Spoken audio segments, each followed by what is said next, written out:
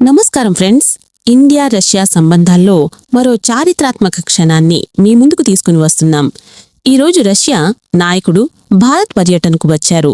ఇరు దేశాల మధ్య రక్షణ, ఆర్థిక, శాంతి భద్రతలపై జరిగే కీలక చర్చలు మన భవిష్యత్తును ఎలా మార్చబోతాయో ఈ వీడియోలో క్లారిటీగా చూద్దాం.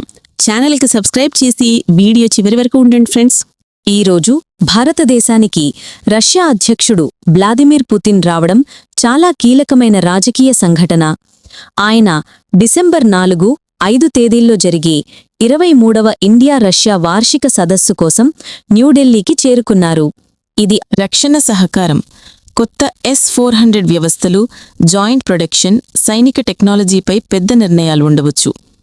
ఎనర్జీ అండ్ ఆయిల్, భారత్కు డిస్కౌంట్ రష్యన్ ఆయిల్ సరఫరా, అణువిద్యుత్ ప్రాజెక్టులపై చర్చలు.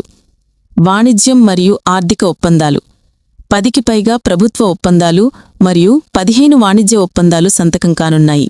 జియోపాలిటిక్స్, ఉక్రెయిన్ పరిస్థితులు, ఆసియా ప్రాంత భద్రత, గ్లోబల్ పవర్ బ్యాలెన్స్పై సమగ్ర చర్చ.